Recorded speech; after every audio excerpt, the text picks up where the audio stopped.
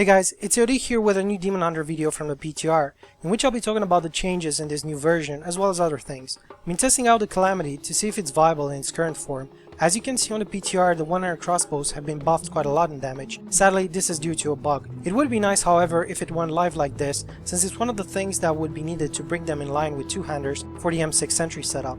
Even without this, Calamity might still be a decent choice, especially if you'll be running in a party to provide them with Mark for Death as a bonus. After all, the damage buff accounts for around 150k out of my 1.6 million DPS, so it's not really game breaking, just a nice addition. Tested this by rerolling the damage modifier on it to a useless stat and getting 2.9k DPS instead, which is closer to the live damage on my Calamity.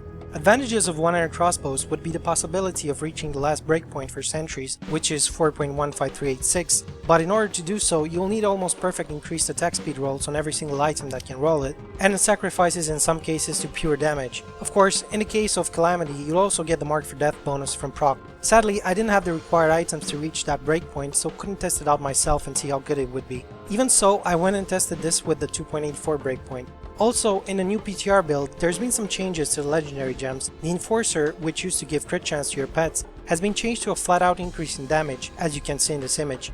Bane of the Trapped also works now with sentries. Any slow will proc it, be it Elemental Arrow with Frost Arrow, Polar Station, or your follower, unlike the previous build, so stacking this with Call the Weak will provide a big increase in damage versus slow targets. Personally, I prefer the change on Enforcer since it felt a bit cheesy to be able to get rid of most of your crit chance and make up for it with a single gem. The gems can also be upgraded to a max rank of 200 from what I've seen. I didn't waste that much time on upgrading them since I only wanted to test viable setups and not min-max on the PTR. The increase in higher ranks is huge though. As an example, you can see here at rank 130, it gives you 90% more damage to your pets. So yeah, with maxed out legendary gems you'll be doing tons more damage. In my opinion, at this point for sentry build only, and when not using Polar Station, the best damage setup would be Enforcer, Bane of the Trapped, and Zace. Things might change though until the patch goes live. Also, as to what would be the best thing to replace with a socket on your amulet, I'd say it's the main stat, leaving the elemental damage, and crit chance intact.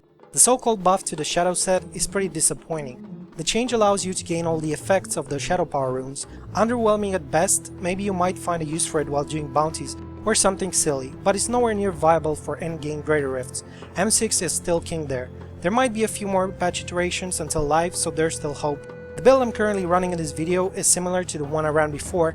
It's based on cold damage and ballistics to increase the damage from all your spenders, that use rockets of course, and you have 3 of them. Elemental Arrow with Frost Arrow, Cluster Arrow with Maelstrom, Multi-Shot Arsenal, Polar Station, and by the way, only using this because Spitfire on the PTR currently procs reflect damage, so you'll be pretty much insta-giving yourself on elite packs with that affix. Otherwise, Spitfire would be a way better choice here, since you already have the slow from Elemental Arrow, Frost Arrow to proc your gem and Call the Weak. After that we have Wolf and Volt with Tumble. Passives as usual, Awareness, Steady Aim, Call the Weak, and Ballistics. If I had a choice of a 5th passive from the Hellfire Amulet, it would definitely be Custom Engineering for the 5th Sentry. Sadly not the case, so gotta roll with what I have. A really interesting item I also found though, not sure if it's intended as a season only item or not, is a bracer called Krelm's Buff Bracers, which makes you immune to stun and knockback. Currently to Vortex as well, probably counts as backwards knockback or just an oversight.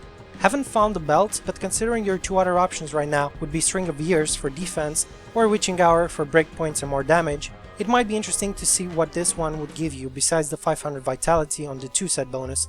Anyway, that was the info I wanted to share, and now I'll leave you to enjoy the rest of the Greater Rift run.